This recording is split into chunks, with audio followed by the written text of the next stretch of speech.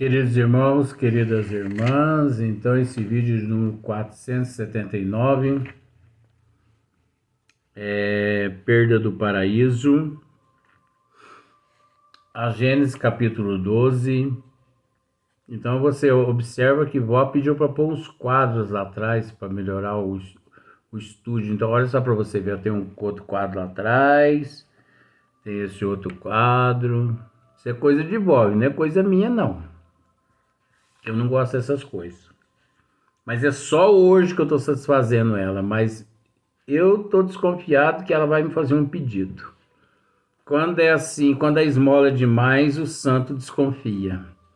E eu não sou santo não, mas eu estou desconfiado já, né? Mas não adianta me pedir nada não, porque eu sou irredutível. Então,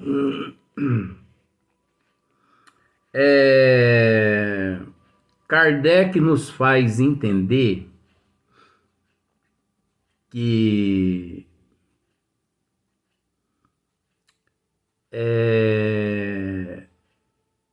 por falta de conhecimento, por falta de interesse em esmiuçar os desígnios das leis de Deus,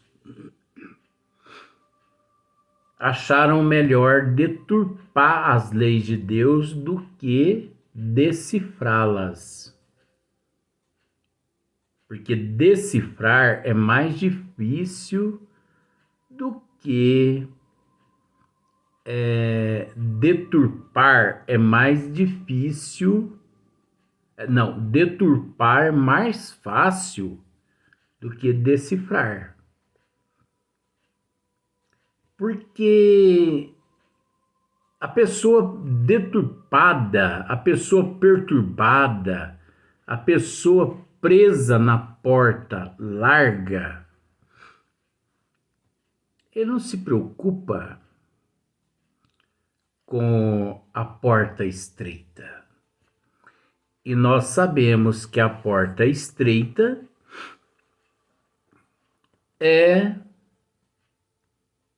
o não infringimento das leis de Deus. Por isso que nós, como Chico, sabemos que tudo não passa-se de códigos. Esse tal de pecado original,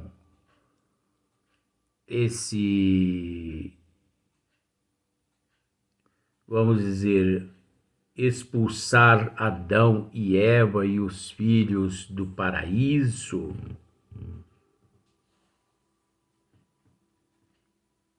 porque na verdade seguir a porta estreita é mais difícil, mas é lucrativo para o espírito em processo de evolução. Você evolui na porta estreita. Você não se evangeliza na porta larga. Na porta larga você afunda, se afunda. Então, os ensinamentos de Deus infringidos, deturpados. Então, é natural que apareça aqueles que te induz a ir para a esquerda, que não a direita. Então, nós reconhecemos nessas passagens de que não é Deus aqui expulsando Adão e Eva.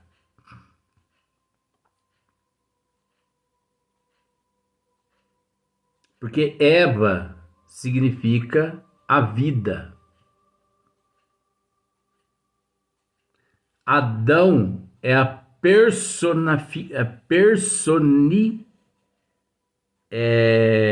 tá aqui, eu vou ter que voltar porque é a Adão personifica a humanidade. Mas esse Adão aqui não é o da raça adâmica. Porque a raça adâmica é uma raça que aqui esteve. Esse Adão aqui é o Adão lá do paraíso,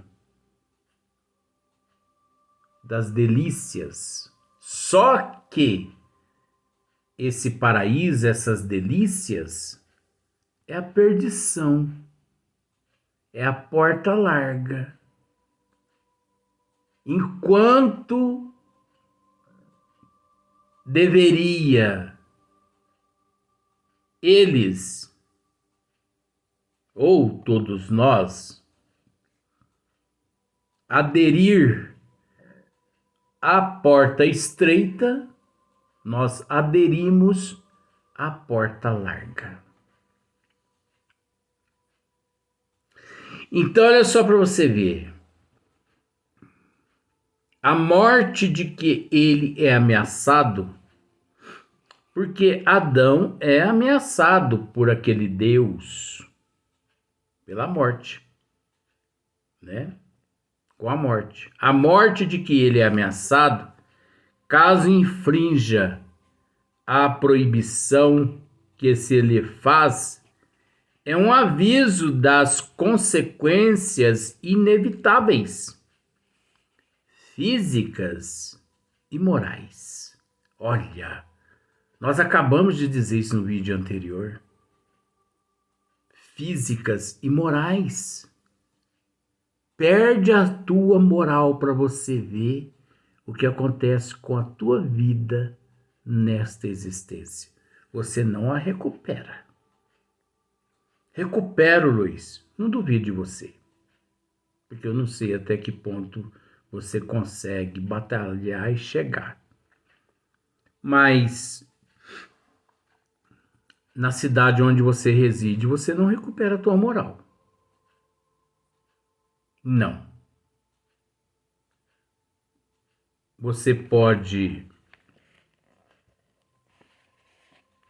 morando em São Sebastião do Paraíso, perder a tua moral.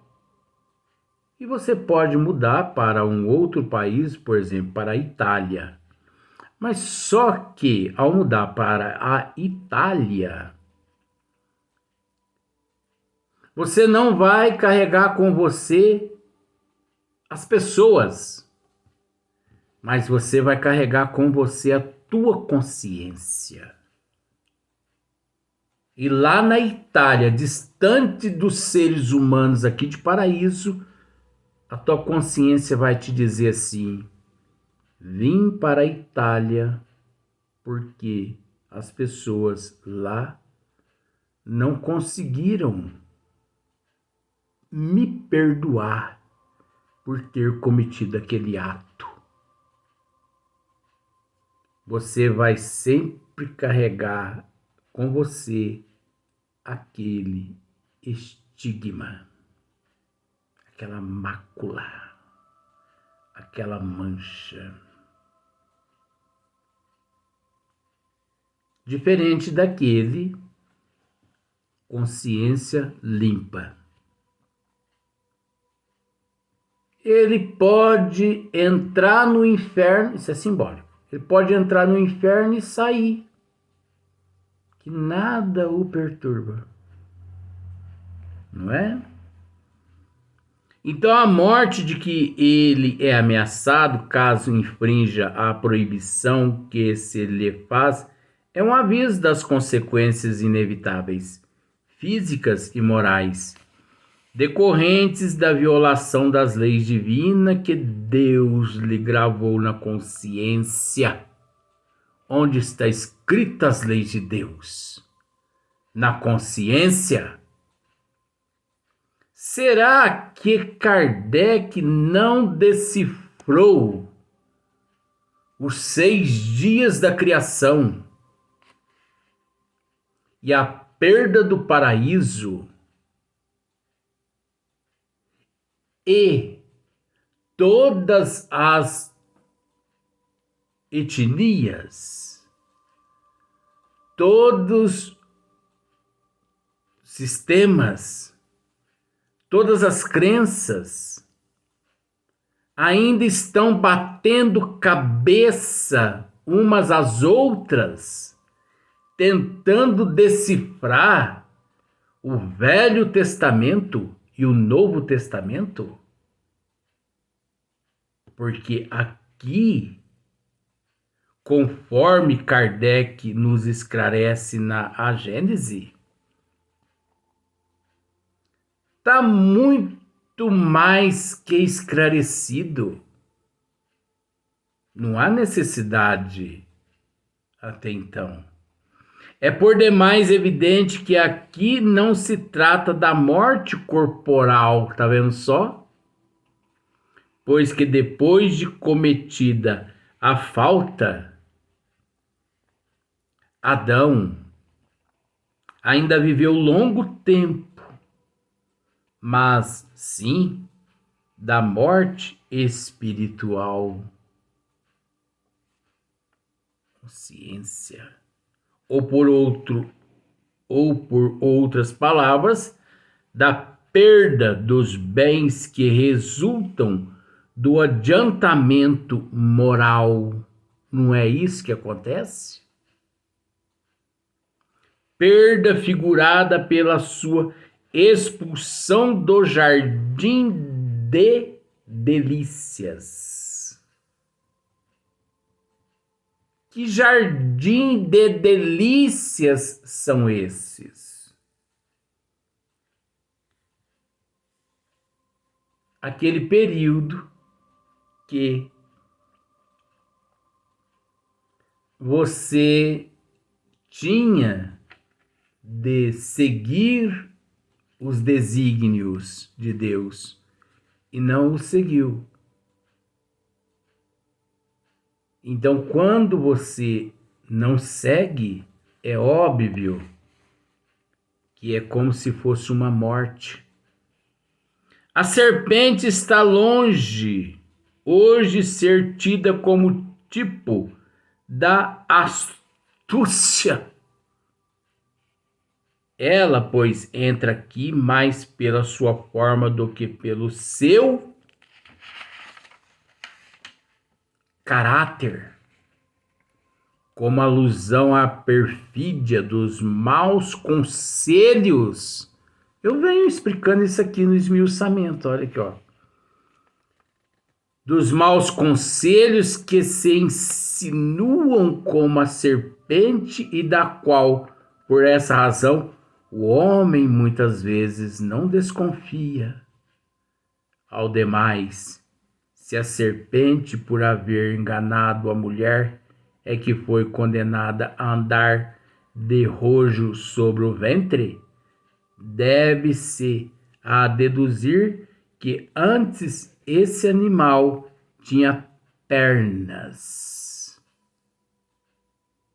Mas neste caso não era serpente, porque então se há de impor a fé ingênua e crédula das crianças como verdades tão evidentes alegorias, com o que, falseando-se-lhes o juízo, se faz que mais tarde venham a considerar a Bíblia um tecido de fábulas absurdas. Tá vendo só? Essa serpente aqui é nada mais, nada menos que os falsos amigos que as pessoas possuem. Aqueles amigos que têm uma língua desse tamanho. aqueles amigos da maledicência. Você sabe o que é maledicência? Maledicência são aquelas pessoas que vivem falando mal da vida dos outros. Isso é maledicência. Você entendeu? São pessoas que falam mal da vida dos outros, destrói a vida dos outros, são fofoqueiros. E o pior disso tudo é que um bom número dos maledicentes se dizem espíritas, trabalham nas casas espíritas, se dizem ter conhecimento do espiritismo, mas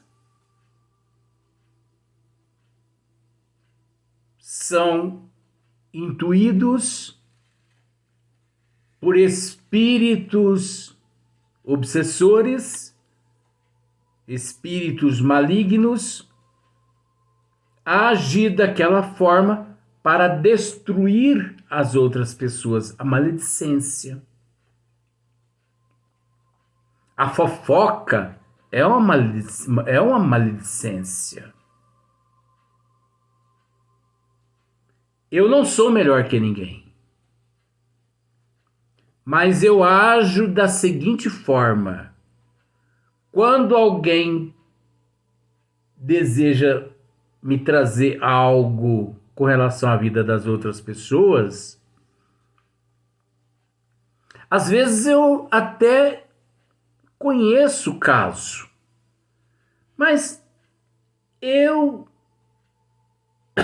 como conheço, eu já neutralizei aquilo em mim. As pessoas às vezes, nossa, Luiz, você ficou sabendo que... Eu não. Eu deixo a pessoa falar. A pessoa fala. Ah, é? Que coisa, é? Que triste, que lamentável. Vamos orar por essas pessoas, né?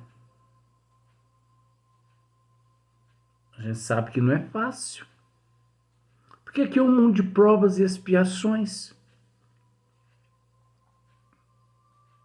Mas vamos orar. Então eu procuro, mediante certas situações, deixar a pessoa desabafar aquele assunto. Porque depois que ela desabafa, que eu percebo que ela já desabafou, eu apenas digo assim, não é fácil, né? Aí a pessoa não tem mais assunto, muda de assunto. Porque assim, quando você não tem mais assunto, você tem que mudar de assunto. Não é verdade? Então, mas tem horas também que eu entro na maledicência também. Eu desço a lenha também nos outros também. Faz parte. Então aqui, Kardec, ele coloca em rodapé aqui, olha só para você ver. Em nenhum texto o fruto é especializado na maçã. Você percebeu que em momento algum falou-se em maçã? Então isso é distorção, isso é alegoria, isso é fábula. Por que maçã? Por que não foi um mamão, uma pera, um caqui? Por que maçã? Olha que Kardec agora falando sobre a maçã, ó, mas em linha de rodapé. em nenhum texto. O fruto é especializado na maçã, para que só se encontra nas versões infantis.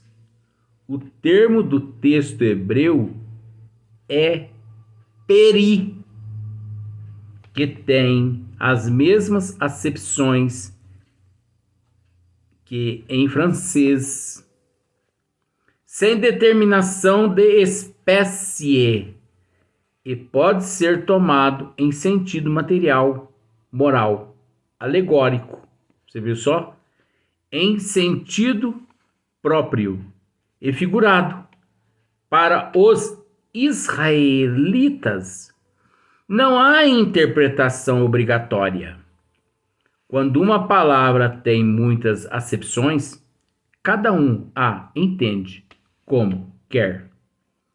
Contanto que a interpretação não seja contrária à gramática, o termo peri foi traduzido em latim por malum, que se aplica tanto à maçã como a qualquer espécie de frutos. Tá vendo só? Deriva do grego melon, particípio do verbo melo, interessar, cuidar, atrair, né?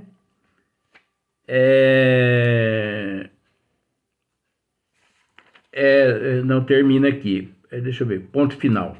Então você observa que o termo maçã foi inventado.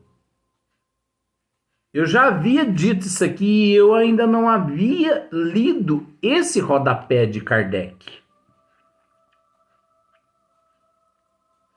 E que lá na época, eles, devido à gramática, eles possuíam vários termos. E que esse termo maçã não existia. Podia ser usado qualquer outro fruto. Por isso que eu nunca aceitei essa história de que Adão e Eva foram expulsos do paraíso por terem praticado sexo, onde nasceu Abel e Caim e Sete. Porque, por um processo natural, a procriação faz parte da evolução. Então, se todos os animais procriam, por que o ser humano, que também foi criado, não podia procriar? Então, o pecado original,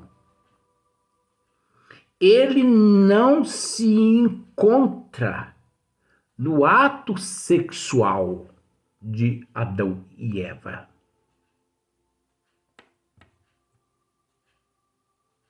Isso nessa mitologia aqui. E sim no processo evolutivo da porta larga e da porta estreita. O bem e o mal, o livre-arbítrio, o desejo de escolha que a pessoa, naquele momento, fez. Da mesma forma como hoje, 2023, existe a porta larga e a porta estreita, naquela época também existia a porta larga e a porta estreita. Pode acreditar-se no que eu estou dizendo, que se fizesse uma regressão, né, no passado, e que se chegássemos lá com estes novos conceitos melhor esclarecidos, né? Adão e Eva, simbolicamente, porque esse Adão e Eva aqui, ele é simbólico, ele é mitológico, ele não é verdadeiro, mas a história sim é verdadeira. Pode ter certeza que Adão e Eva lá, eles não iam entender esses conceitos.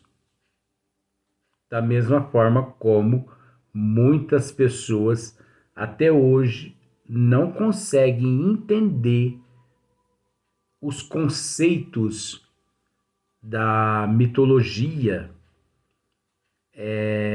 das fábulas, das fantasias, das ilusões daquela época. Então Kardec, ele nos esclarece aqui que tudo não passa da porta larga e da porta estreita, da desobediência dos desígnios das leis de Deus. Nós vamos para um próximo vídeo.